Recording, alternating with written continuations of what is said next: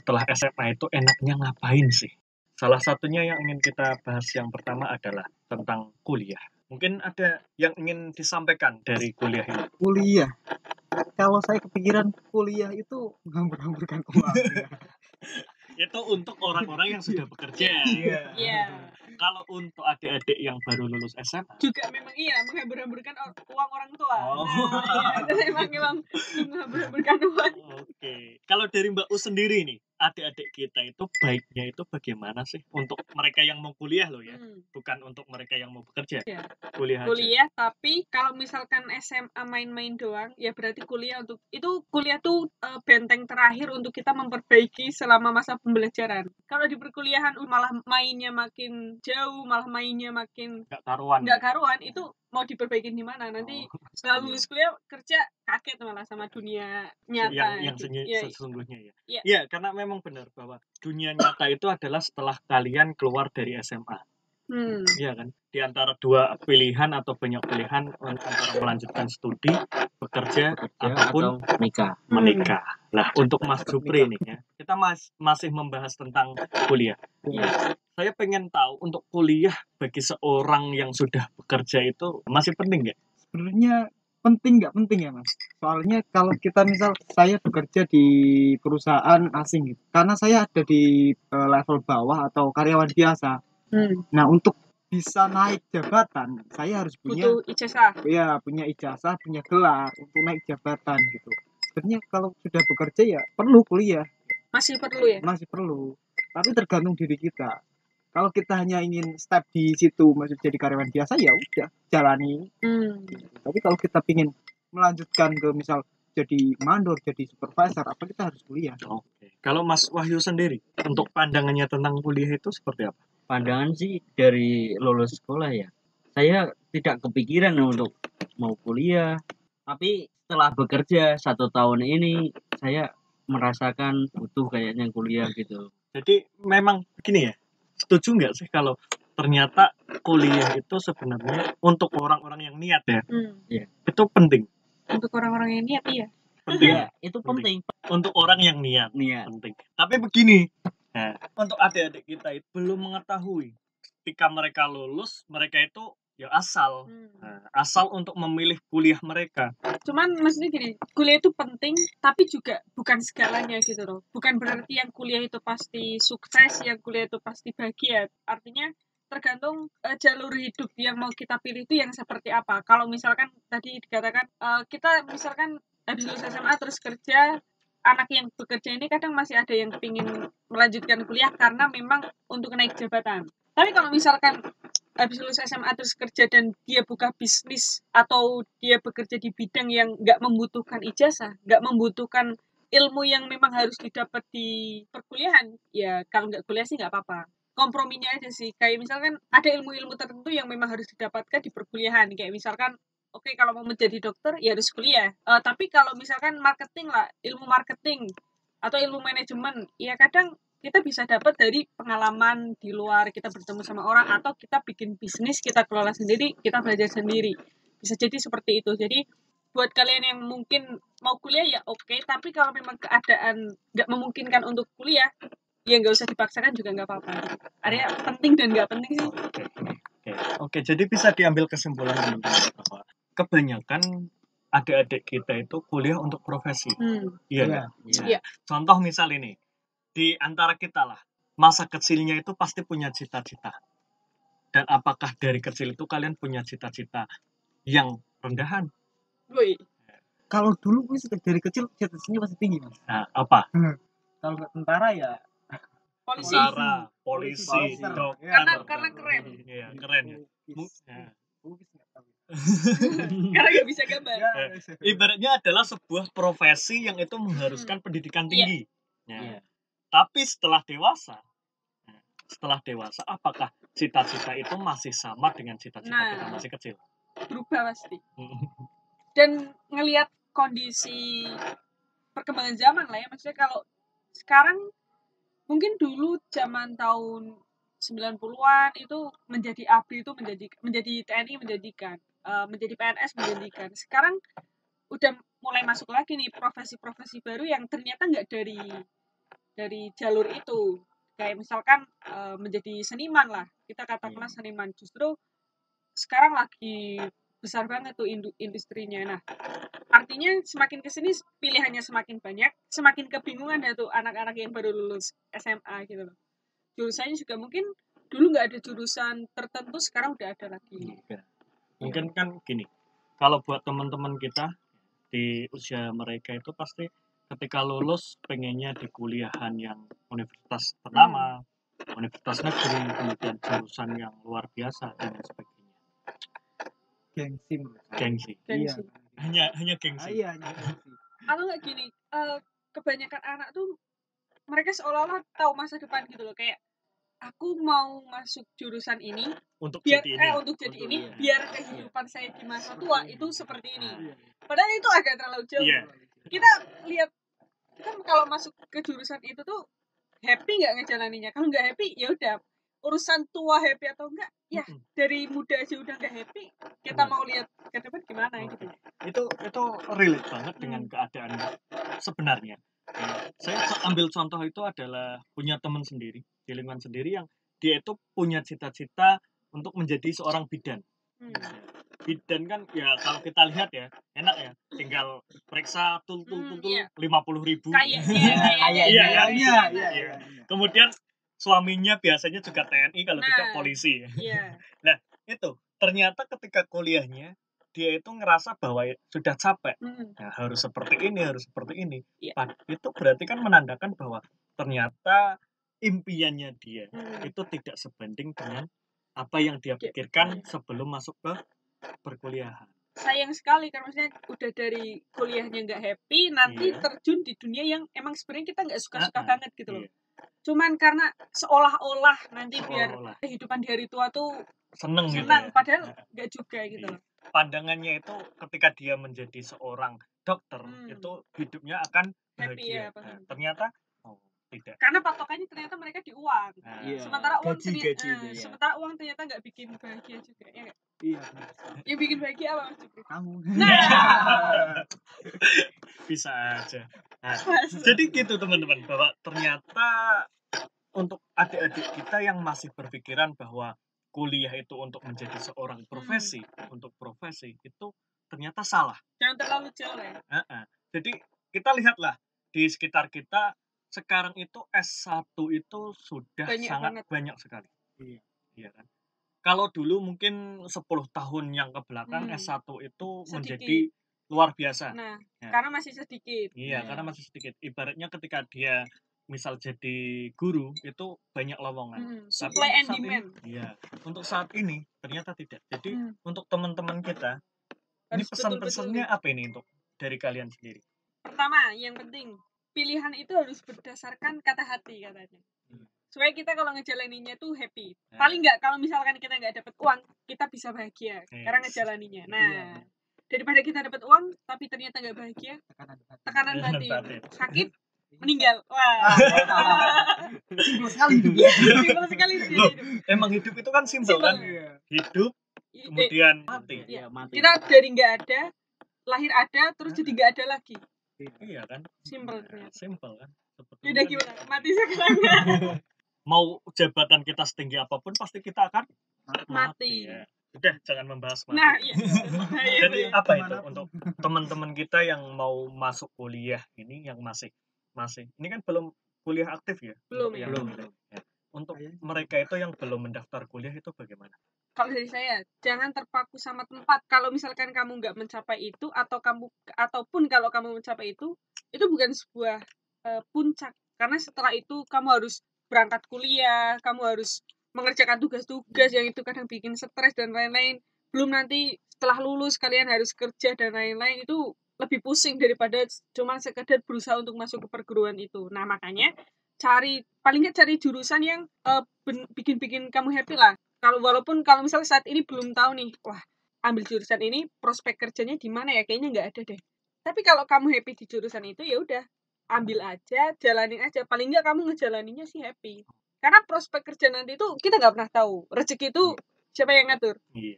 Nah, intinya benar dari awal itu bahwa kuliah itu bukan untuk profesi. Iya kan seperti itu. Dan menuntut juga ilmu. Nah, dari tadi yang disampaikan Mbak Us juga setuju juga bahwa ternyata ketika kita menganggap bahwa program studi yang menurut kita itu populer, ternyata sudah banyak sekali saingannya. Justru program studi yang ini belum populer ini yang mungkin di masa depan akan dibutuhkan karena belum ada saingannya. Nah, jadi maksudnya kalau kita lihat kondisi sekarang kan perkembangannya cepat sekali nih. Bisa jadi mungkin tahun ini ada banyak yang berubah lah. Pasti akan ada pekerjaan yang hilang digantikan, terus ada pekerjaan baru. Kalau kita terpaku sama 10 tahun yang lalu pekerjaan ini tuh menjanjikan sekali, belum tentu tahun ini atau 20 tahun ke depan itu menjanjikan. Yang penting ilmunya sih, bukan di profesinya. Benar sekali, karena memang zaman itu berubah. Dulu itu yang punya wartel itu pasti orang kaya. Sekarang yang punya warnet itu pasti sukses. Sekarang makanya itu. Jadi hidup itu berganti-berganti. Berputar, roda jadi kehidupan. Saya juga ingat dengan kata-kata teman saya, kata Mas Jupri itu, banyak teman-teman adik-adik kita itu pengen kuliah karena menjadi korban FTV. Oh iya. Itu bagaimana Mas Jupri kok bisa ngomong seperti itu? Bagaimana Mas Jupri? Ya karena kita lihat sendiri di FTV mah, di FTV itu berangkat naik mobil. Berangkat pakaiannya style, terus gayanya selangit, padahal orang tuanya kere kan. Gitu. Iya, kemudian masuk kuliahnya enak, dosennya cantik, teman-temannya pakainya seksi. Padahal kalau yang kita temui pas kita kuliah dosennya tua-tua semua. Iya kan, ketika kuliah itu kita akan ditemukan dengan tugas, makalah, presentasi dan sebagainya, lembur. Deadline. Memang milih untuk melanjutkan perguruan tinggi berarti kalian harus menerima konsekuensinya. Iya, punya alasan yang kuat. Kalau alasan ngikut-ngikut doang, kalau alasan cuman gengsi doang sih bakal cepet putus sih. Dari kalian berdua ini, Mas Jupri dan Mas Wahyu, untuk teman-teman kita yang dia itu mengejar kuliah itu hanya untuk gengsi tadi. Misalnya saya itu pengen kuliah di Undip. Selain di Undip saya tidak mau. Tapi mohon maaf, SDM mereka itu di bawah standar. Otaknya itu ada tapi nggak guna. Itu bagaimana kalau dari perspektif kalian berdua? Itu mungkin ya karena keegoisan dia atau kegengsian dia. Karena nggak sadar diri. Iya. Mungkin keegoisan dia atau dia itu malu. Dia malu dengan teman-temannya. Pesan saya cuma satu. Kegengsian kalian itu akan merusak masa depan kalian. Mantap. Ya setuju sih sama Mas Jupri. Tapi gini, kalau memilih kuliah itu nggak sesuai dengan kata hati ya, itu akan merugikan sekali, membuang-buang waktu lah. Mending kita bekerja atau jangan kuliah dulu lah, jeda dulu lah 1 tahun, merasakan kejamnya di dunia kerja gitu. Tapi kalau kita jeda, nanti otak kita itu makin tumpul. Udah tumpul makin tumpul. Enggak gini kan, kayak pengalaman saya kan, saya bekerja, saya lulus SMK langsung bekerja. Tapi selama 1 tahun saya merasakan itu ingin kuliah gitu. Pikiran saya terbuka lagi gitu. Ya, karena mungkin memang dunia kerjanya itu relate dengan pendidikan. Beda kan mungkin kalau menemukan bahwa seseorang itu sudah berwirausaha, bahwa ijazah itu ternyata tidak perlu. Nah ini dari Mbak Us sendiri nih, untuk teman-teman kita yang melihat bahwa dia itu harus berkuliah di kuliah ternama, itu pandangannya seperti apa? Kalau misalkan mimpinya itu cuma segitu, ya mendingan nggak usah.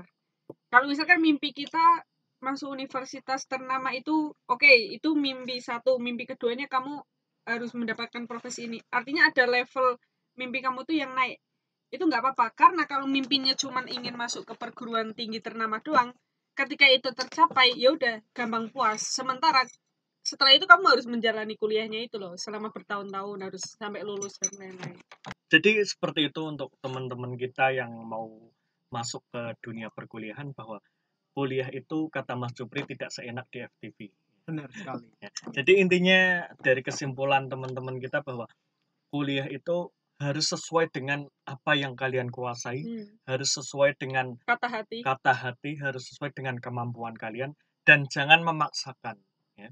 Apabila ternyata kemampuan ekonomi ataupun kemampuan pikiran Anda intelektual kok masih kurang, ya lebih baik cari jalan yang memang membuat kalian itu nyaman. Belajar dulu.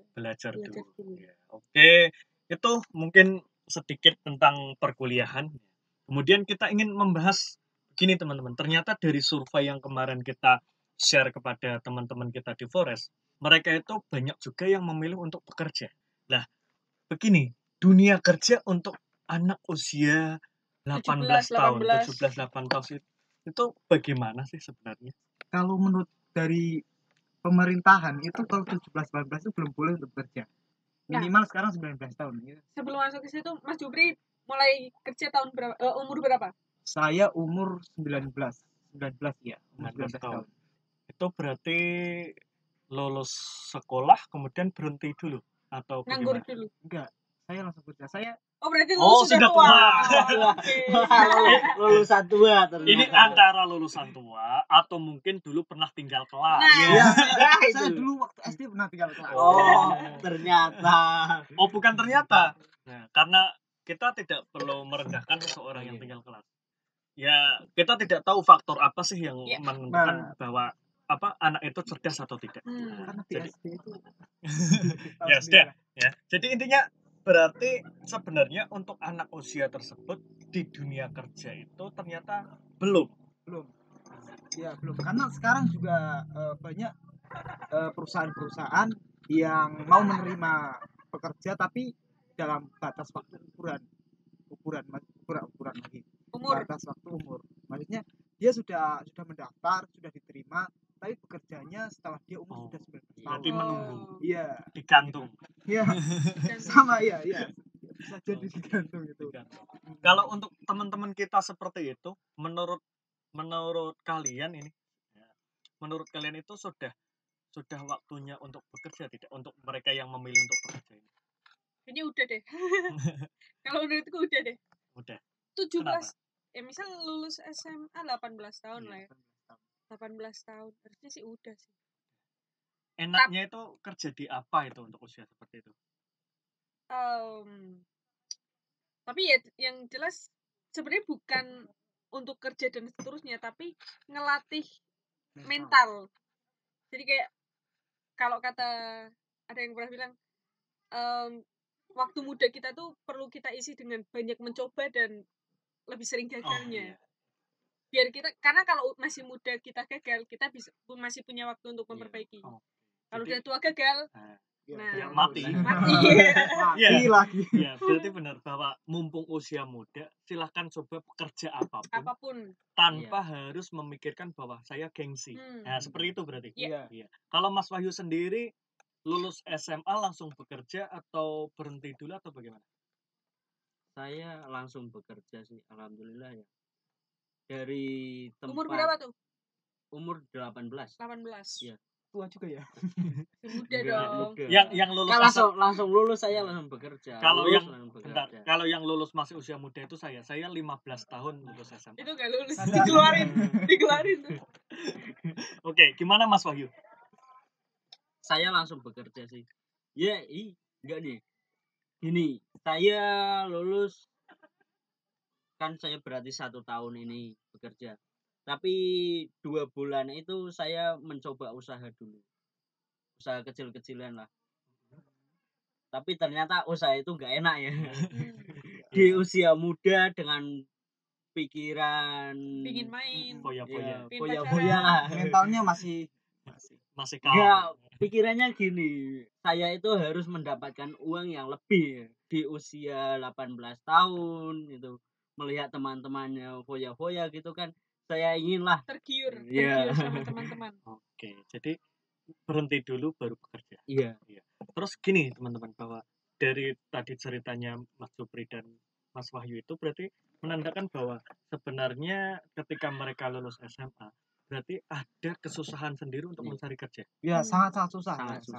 Kesusahannya itu di apanya sih? Untuk di lingkungan kita lah, misal kalau di lingkungan kita itu berarti yang lulus SMA itu biasanya paling jauh kerja di supermarket, restoran, kemudian pabrik kan. Nah, itu biasanya apa yang kendalanya? Kalau saya biasanya kalau teman-teman saya kendalanya itu gengsi. Iya. Malu sama teman. Malu karena lulusan SMA kalau dulu 2016 kan SMA kan masih wow gitu. Iya, masih tinggi ya. Lulusan SMA kok kerjanya di minimarket gitu. Di pom bensin. Iya, pom bensin. Ya, padahal yang ada yang lain. Ya memang ijazah SMA itu di situ kan. Iya, sekali iya. Tidak ada ceritanya kan manajer SMA. Iya. Mungkin kalau ada 20 tahun yang lalu ada tapi kan dia harus mulai dari nol, dari kasir atau dari apa jadi manajer kan seperti nunggu itu. berpuluh tahun nunggu pengalaman ya berarti. Nah, berarti memang itu ya bahwa tantangannya buat teman-teman kita yang memilih untuk bekerja setelah SMA adalah menjaga gengsinya. Kalaupun langsung bekerja ya porsinya cuma sebatas itu doang gitu. Nggak bisa yang langsung wah kan. Iya. Karena memang kan selama ini pikirannya kalau bekerja itu pengennya langsung yang gaji tinggi. Iya. Kalau di SMK minimal di PT pabrik mobil. Itu terkadang itu sih motor. Gini Mas. Kadang prodinya kan beda-beda. Itu inginnya di situ gitu loh. Oh, misal jurusan otomotif harus bengkel gitu. Apalagi ya bengkelnya resmi lah gitu. Itu akan menaikkan grade kalian sebagai alumni atau bagaimana? Iya, itu juga sih. Bisa jadi.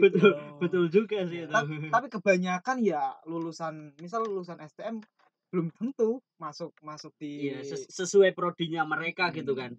Semua latar belakang pendidikan emang tantangannya di situ kan. Jadi kayak yang lulus kuliah pun sama, struggle-nya sama di situ juga. Bisa gini, kalau misalkan mau sesuai prodinya mereka harus serius dari semester pertama itu. Harus benar-benar di bidangnya. Jadi langsung lah setelah lulus bisa masuk sesuai prodi. Oke, itu untuk dunia. Tapi begini teman-teman, bahwa ternyata setelah kita cek realitanya, terkadang itu nilai bagus itu tidak menentukan pekerjaan seseorang. Iya. Karena saya sendiri punya banyak teman-teman saya yang menjadi HRD dan lain sebagainya, itu justru mencari seseorang atau karyawan itu bukan dari nilai. Tapi pengalaman, kemudian kemampuan di luar pendidikannya, kompetensinya, karakternya.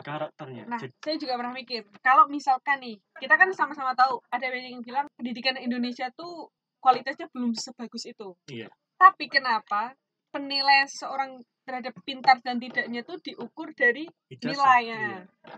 Akhirnya kan itu agak berbalik gitu loh. Makanya, dan kita kalau yang pernah sekolah juga pernah ngalamin kayak ternyata nilai juga dikejarnya bisa segampang itu juga. Makanya mungkin akhirnya kayak nilai itu nggak ada jaminan, nggak berbanding lurus sama kemampuan otak kayak gitu sih. Jadi emang nilai nggak segalanya sih. Dan sekolah pun juga bukan segalanya. Yang penting pengalamannya, niatnya. Jadi membahas tentang bekerja, tentang sekolah itu tidak lain dan tidak bukan, itu ada pada diri kita sendiri. Kuncinya itu adalah ketika diri kita itu benar-benar bertanggung jawab dengan apa yang kita pilih. Nah, berarti itu yang harus menentukan kesuksesan kita. Kalau kitanya oke lah, kita pintar, kita kaya, tapi kita tidak bertanggung jawab. Dan keberanian kan. Keberanian. Karena kalau kita pintar tapi nggak berani, makanya kadang ada banyak teman-teman dari kita yang dulu waktu sekolah kayak pintar, ranking 1 terus, tapi sekarang nggak jadi apa-apa. Karena ternyata ketika kita lulus sekolah terus untuk mendaftar kerja itu dua mental yang berbeda. Karena kalau misalnya sekolah kita tuh cuman ngikutin prosedur, kita nurut, yang penting kita nurut, kita bisa dapat nilai bagus. Tapi ternyata kalau kita kerja belum tentu tuh cukup nurut, cukup ngikutin aturan tuh belum tentu secara kualitas pekerjaan bagus. Kita bukan jadi penurut. Jadi intinya ketika ranking 1 di sekolah belum tentu kita bisa ranking 1 di pekerjaan. Karakter juga mempengaruhi. Karakter. Kadang kan ya mohon maaf ini di sini ada yang anak pintar nggak? Alhamdulillah. Kadang itu anak pintar itu egonya lebih tinggi dari anak yang dia itu ibaratnya tidak pintar dan juga tidak bodoh. Nah, iya. Kan egonya dia itu misal lah ketika UTS atau tes lah dulu. Ketika anak pintar kan pasti ketika mau diconteki bagaimana? Itu sulit banget. Tapi yang anak pura-pura pintar, bagi-bagi kan? Iya, anak pura-pura justru, pintar. justru kalau menurut saya itu dia yang justru nantinya akan sukses. Karena dunianya tuh berbeda, bekerja dengan sekolah tuh berbeda gitu. Berbeda kan? Kalau misalkan kita sekolah, ya kita dilatih tanggung jawab, kayak misal dikasih tugas atau dikasih PR. Tapi kita tuh misal kayak PR lah, kita juga masih bisa minta bantuan orang lain. Kita masih bisa nyontek dan lain-lain. Tapi kalau pekerjaan, yang ngerjain cuma kita doang. Teman kita ya punya pekerjaan dia masing-masing gitu loh. Nah itu yang sangat berbeda, dan mungkin anak-anak yang baru lulus sekolah atau baru lulus kuliah itu adaptasi ke situnya yang agak susah gitu. Oke, bisa disimpulkan lah bahwa ternyata itu masuk ke dunia nyata ya, bahwa tidak segampang itu. Iya, tidak segampang itu. Tidak gampang ketika kalian bangun pagi sudah masih dibangunkan orang tua, mau sekolah masih minta duit. Uang saku, Iya. Kemudian ketika sekolah juga naik motor orang tua dan lain sebagainya, bahwa ternyata kehidupan nyata kalian itu dimulai ketika kalian sudah lulus dari sekolah. Bangku pendidikan. Oke. Ya, seperti itu ya pembahasan kita. Mungkin dari teman-teman sebelum kita mengakhiri podcast kali ini, apa sih pesan buat teman-teman kita yang mau bekerja dan juga mau melanjutkan pendidikan? Dari Mbak Us dulu, apa ini yang mau dari Mas Wahyu dulu aja. Saya nanti pikir. Mas Wahyu, apa ini yang mau disampaikan buat teman-teman kita yang mau melanjutkan kuliah ataupun mau bekerja? Ya, saya menekankan untuk teman-teman yang masih bingung mau kuliah atau mau bekerja. Kan kalau kuliah jeda setahun bisa lanjut kuliah lagi kan, dari lulus sekolah gitu mau jeda ya, itu jedanya itu kalian rasakanlah dunianya bekerja, sulitnya mencari kerja gitu, dengan nganggur doang. Oh, intinya itu ya, ketika memutuskan untuk berhenti dulu dari kuliah berarti harus merasakan. Bukan berarti berhenti terus gak ngapa-ngapain kan. Bukan berarti di rumah harus rebahan saja. Rebahan main game. Oke, bagus juga bahwa ternyata benar kata Mas Wahyu bahwa ketika pilihan kalian untuk jeda misal 1 tahun atau 2 tahun, bahwa kuliah itu bisa kapan saja. Tapi yang penting ketika jeda itu harus digunakan sebaik mungkin. Oke, terima kasih dari Mas Wahyu. Kalau dari Mas Jupri? Bukan pesan ya, tapi ini pengalaman ya. Gini, buat teman-teman yang mendengarkan ini, apapun yang kalian putuskan, jenjang apapun yang mau kalian ambil, intinya ikuti kata hati kalian. Jangan sampai setelah kalian ambil misal kuliah terus kalian menyesal, itu kan sangat merugikan kalian. Apapun yang kalian ambil, turuti kata hati kalian dan juga turuti kata orang tua kalian, karena restu orang tua itu sangat berarti buat kalian. Ini anak kesayangan mama. Anak saya. Ini berbakti sekali sama orang tua, Mas Jupri. Selalu mengingat orang tua. Karena doa orang tua itu adalah ridho buat kita. Ridho walidain. Bener. Luar biasa sekali untuk Mas Jupri ya. Mutiara sekali. Intinya dari Mas Jupri bahwa untuk teman-teman yang mau melanjutkan sekolah ataupun mau bekerja, bahwa ikuti kata hati kalian. Jangan pernah melakukan apapun karena terpaksa. Ya, seperti itu Mas Jupri. Dan juga ingat, kata-kata orang tua itu adalah kata-kata yang mujarab. Oke, terima kasih Mas Jupri. Kalau Mbak Us ini bagaimana? Kalau buat saya, kalau yang mau kuliah aja, yang penting kuliah. Masalah itu di negeri atau di swasta itu sama aja. Masalah mau jurusan apa itu, nggak usah mikirin masa depan nanti kayak apa. Yang penting jalanin yang hari ini aja, jalanin yang apa yang ada di hadapan kita aja. Selesaikan itu dengan baik, nanti kebelakangnya pasti akan ngikut baiknya. Tuh, itu aja sih. Ya, dari Mas Ozi dong. Kalau dari saya mungkin sudah terwakilkan kepada karena saya sendiri adalah produk gagal dari kuliah dan juga produk gagal dari pekerja. Jangan ditiru dengan kegagalan. Saya kuliah gagal, saya bekerja pun tidak maksimal. Di percintaan gagal nggak? Intinya saya adalah produk gagal. Yang penting itu teman-teman, bahwa ingat bahwa kalian usia masih muda, masih punya banyak rencana, masih punya banyak pilihan, punya banyak waktu. Memang hidup dan mati itu adalah di tangan Allah, tapi kan kalian punya kesempatan, punya kesempatan bahwa pilihan untuk kuliah atau bekerja itu ada di tangan kalian. Kemudian apabila kalian pengen kuliah tapi kok keadaan tidak memungkinkan, kalian masih bisa kuliah di waktu nanti. Karena kuliah itu tidak mengenal waktu kan? Iya. Kapanpun. Nyambung itu bahwa kadang kalau bukan berarti yang kuliahnya lebih cepat itu lulus, akan lebih cepat sukses juga. Karena jalannya masing-masing. Kayak misalkan habis SMA langsung kuliah, lulusnya cepat, tapi ternyata dapat kerjaannya lama. Ada yang habis lulus SMA, kuliahnya ditunda, terus masuk kuliah, kuliahnya juga lulusnya lama, tapi habis lulus kuliah langsung dapat pekerjaan. Artinya kan masanya masing-masing, rezekinya masing-masing. Intinya bahwa pendidikan dan pekerjaan itu adalah dua hal yang berbeda. Iya, dua hal yang sangat berbeda. Sangat berbeda. Bahwa mungkin ada pendidikan yang bisa membawa ke pekerjaan, tapi lebih banyak pendidikan itu adalah untuk bekal kalian hidup, dan pekerjaan itu adalah tanggung jawab kalian dalam berkehidupan. Iya, betul. Ada tambahan lagi dan dari teman-teman? Uang adalah bonusnya.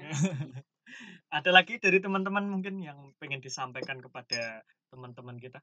Cukup, nanti yang mau disampaikan dilanjut di episode berikutnya. Jadi dengerin. Oke, jadi itu saja di episode pertama tentang setelah SMA mau jadi apa. Intinya jawabannya ada pada diri kalian. Terima kasih.